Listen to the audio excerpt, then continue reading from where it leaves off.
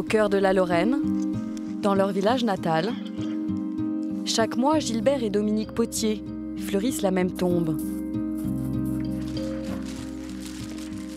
Michel n'a pas eu de chance.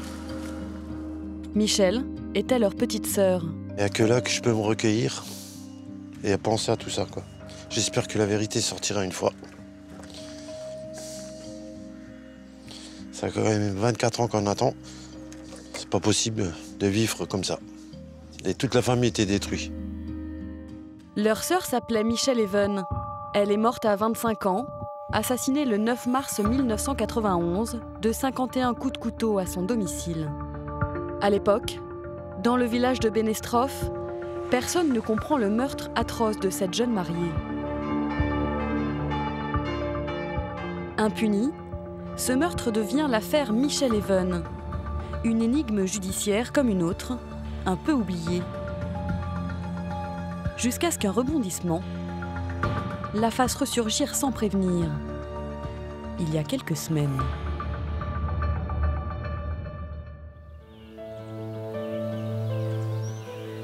Michel et Hervé sont lorrains tous les deux. Ils se sont rencontrés dans un bar de village à l'âge de 21 ans. Coïncidence, Gilbert, le frère de Michel, travaille comme menuisier avec Hervé dans une entreprise de fabrication de cercueils. L'ouvrière spécialisée et le menuisier tombent amoureux et se marient 2 ans plus tard. Dans le village de Benestrophe, c'est un couple sans histoire qui mène une vie bien ordonnée, rythmée par les embauches. Le 9 mars 1991, il est 5h45 du matin. Michel dort encore, quand Hervé Even part travailler en voiture avec Gilbert, son beau-frère, à la menuiserie. Leur patron de l'époque, Jürgen, se souvient parfaitement de ce matin un peu particulier. Ils sont venus de bonne heure. En général, on ne travaillait pas le samedi, donc c'était dû à un surplus d'activité. Il y a eu un pointage qui a été fait, c'était aux alentours de 6h du matin, quoi. Donc à midi, on arrêtait. À la mi-journée, les 2 hommes, comme à leur habitude, rentrent déjeuner à la maison. C'est alors qu'Hervé, le mari de Michel, découvre le premier une scène atroce, comme il nous le raconte aujourd'hui. Et j'ai sonné à la porte, ça ne répondait pas. Et je suis allé voir à la fenêtre, comme elle était ouverte. Et c'est là que j'ai vu le corps allongé par terre. Gilbert, le frère de Michel, tente de la sauver, en vain. Je rentre dans la cuisine, je découvre ma sœur avec un couteau dans le dos. Je me mets accroupi, je regarde, je soulève la tête pour voir qu'est-ce qui se passe. Elle était remplie de sang et tout. Le tueur n'a laissé aucune chance à la jeune femme. Michel Even a été tabassée, poignardée et égorgée, alors qu'elle était enceinte depuis peu. Quand les gendarmes arrivent sur les lieux, ils constatent qu'il n'y a pas d'effraction. L'arme du crime est un couteau pris dans la cuisine du couple. Et il n'y a qu'un unique témoin. Cette femme, Gertrude Kremer. La voisine est formelle. Elle a été réveillée à 6h05 ce matin-là par des cris de Michel. Inquiète, elle est allée frapper à la porte.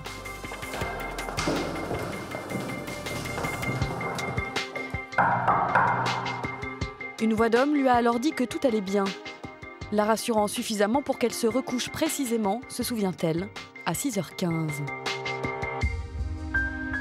Les gendarmes ont l'heure du crime et savent alors que l'assassin est un homme. Mais qui pouvait en vouloir à Michel Even, jeune marié, au point de la tuer? En interrogeant le mari de la victime, les enquêteurs découvrent que les mois précédant le crime, le couple avait subi une sorte de harcèlement, comme le raconte Hervé.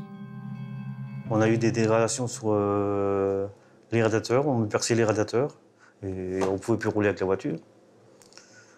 Ensuite, on m'a pété 2-3 fois les phares. Quand elle travaillait, on lui faisait des rayures sur la voiture, sur le parking là où elle travaillait. Et ça a duré pendant quelques mois, ça. Et 3 jours avant sa mort, on est venu me crever mes pneus sur mon parking à moi. Le couple porte plainte contre X à 2 reprises. Mais Hervé ne croit pas à une affaire de jalousie. Plutôt à une vengeance. Et elle n'avait pas d'amour, ça c'est certain. Moi j'ai toujours pensé que c'était quelqu'un de proche, qu'elle connaissait, qu'elle a ouvert la porte à quelqu'un qui nous voulait du mal. Qui lui en voulait à elle, pas à vous. Peut-être que je devrais être mort avec elle. Si j'aurais pas travaillé ce matin-là, peut-être que je devrais être mort avec elle. Qui est le mystérieux voyou? L'enquête de voisinage ne donne rien. Faute d'indices, les gendarmes dirigent leurs investigations vers le dernier à avoir vu Michel vivante, son mari.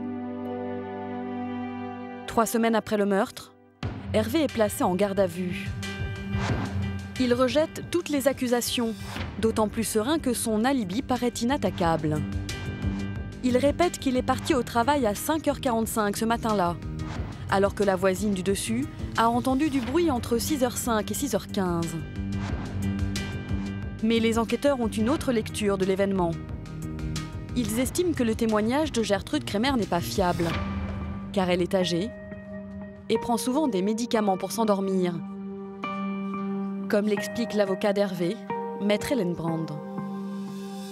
Les gendarmes sont persuadés que Madame Kremer, qui est la voisine du dessus, a inversé, fort du cachet de l'exomile, du quart de cachet de l'exomile qu'elle a absorbé, la petite et la grande aiguille, qu'il est 1h30 du matin. À 1h30 du matin, effectivement, mon client Hervé Leven est là. À 6h05, la preuve est inéluctable. Il est à son travail, il a pointé, il n'y est pas allé avec sa voiture puisqu'il est allé avec son beau-frère au travail. Pour les 2 avocats d'Hervé, à l'époque, il y avait pourtant un moyen très simple de connaître l'heure exacte du crime. C'était de pratiquer une autopsie, ce qui n'a pas été fait. La question de l'heure du crime était primordiale dans cette affaire. Je vous rappelle l'erreur technique importante et conséquente du parquet. On est un samedi midi au moment où on découvre le corps de Michel Even. Le procureur de la République de l'époque omet de requérir le médecin légiste.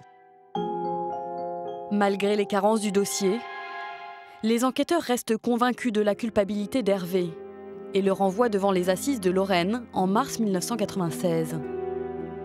Mais pendant le procès, les jurés considèrent que les éléments à charge contre Hervé sont bien trop faibles et il est acquitté du meurtre de sa femme.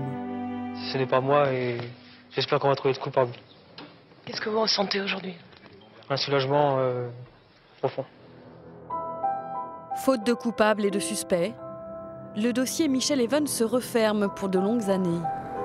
24 exactement. Jusqu'à ce que Kevin Greten se repenche sur le dossier. Journaliste au Républicain Lorrain, il tient une chronique sur les affaires non élucidées de la région. Et en début d'année, il a découvert qu'un élément apparemment anodin offre de troublantes similitudes avec l'affaire Michel Even. Un homme a été condamné en 2014 pour avoir vandalisé la voiture d'une femme de la même manière que celle de Michel en 1991. Quelqu'un vient d'être condamné par le tribunal correctionnel de Metz pour une histoire de harcèlement, de dégradation, c'est-à-dire qu'il était, alors selon lui, il voulait attirer l'attention d'une femme de son entourage professionnel, il travaillait avec, il se sentait un peu délaissé par elle. Est-ce qu'il avait une attirance? Il ne le dit pas comme ça, mais on le suppose. Voilà, il voulait attirer son attention. Plus étrange encore, l'homme incriminé de 57 ans habite dans le village voisin de Benestrophe. Et c'était un proche de Michel Even et de sa famille. J'ai apporté ces éléments à Hervé Even, à son avocat. On en a parlé, estimant quand même que c'était important que M. Even ait ces infos. Ça a conduit Hervé Even, à un moment donné, à porter plainte, considérant qu'il y avait peut-être là possibilité de enfin savoir la vérité. Fort de ce nouvel élément et du dépôt de plainte, le procureur de la République de Metz, Christian Mercury, ordonne la réouverture du dossier. Les scellés de l'époque ont tous été détruits. Cette nouvelle enquête repart donc de zéro. Là, on va être, je pense, dans un dossier de profilage, en fait. De comportement, de mode opératoire, peut-être, de caractère, d'éléments de personnalité. Quelle pouvait être la personnalité de l'auteur, de la personne qui a passé à l'acte? Est-ce qu'il y a une personnalité qui se dégage? Est-ce que la personne qui pourrait être soupçonnée présente une personnalité similaire, etc. Mais voilà. À 1 heure de Metz, nous nous sommes rendus dans le village où habite l'homme qui intriguerait la justice aujourd'hui. Nous découvrons qu'il a fait l'objet d'une autre condamnation pour des dégradations dans le jardin d'une voisine. Et à l'évocation de son nom, il ne faut pas longtemps pour que les langues se délient. Dans le village, il a mauvaise réputation. En plein hiver, quand ça caille, fait moins 10, lui, il est dehors en train de courir. Il allait fumer chez les gens. Hein. Et tout le monde le savait, mais personne n'arrivait à le choper, quoi. C'est ça. Il a percé des piscines, il a fait un tas de trucs, mais comment prouver que c'est lui? Il fait, non, mais il se prend pour un donjuan. Du coup, il est en short vachement mini. Bon, c'est un mec qui a 57 ans, qui passe devant les nanas, il se fout de sa gueule. Elles ont peur quand même. Elles ont peur quand même. Mais je dis, non, il fait rien dans la journée. Elles ont peur pour leur voiture, quoi. L'homme a été condamné à 2 reprises pour des dégradations de biens privés. Mais pourrait-il être celui qui, 24 ans plus tôt, s'en est pris à la voiture de Michel? Et pourrait-il aussi être son meurtrier? Nous l'avons retrouvé. Il reconnaît avoir abîmé l'année dernière le véhicule d'une collègue à cause d'une contrariété. Ce qu'il regrette à présent, mais il nie fermement toute implication dans l'affaire Michel Even. Si vous étiez suspect aujourd'hui, qu'est-ce que vous penseriez de tout ça en fait? Monsieur, c'est normal, vous vous rendez compte, une réunion que j'ai faite en 2014, on me soupçonnerait déjà d'avoir dégradé un véhicule il y a 24 ans, voire commis un meurtre, puis pas n'importe quel meurtre. Hein. Et vous pouvez nous expliquer en fait ce matin du 9 mars 91 où vous étiez cette nuit-là? Je travaillais, ce qui fait que j'ai pris mon poste le matin à 8h moins quart. Donc je pense que je suis parti de chez moi vers 7h30, et avant ça, j'étais chez moi avec mon épouse. Donc vous avez un alibi pour ce matin-là? Ah bah oui, bien sûr. À Racrange, de leur côté, les frères de Michel Even vivent les derniers événements comme une douleur supplémentaire. Ils n'arrivent pas à croire que la justice s'intéresse désormais à un homme qu'ils connaissent. Maintenant, si jamais il y a quelqu'un qui était peut-être un proche, ah bah, là, je ne sais pas ce qu'on va faire, hein, parce que ça ne passera pas. Hein. Je tombe des nues. On verra ce qui se passe après, par rapport à l'enquête. Mais alors là, franchement, c'est pas possible, ça. On veut savoir la vérité, ça c'est comme ça. Après, on verra. Mais après, on verra. On gère au fur et à mesure, parce que là, c'est très compliqué. L'enquête préliminaire lancée par le parquet de Metz ne fait que commencer. La recherche de la vérité d'Hervé et de la famille de Michel risque désormais de rencontrer un nouveau problème.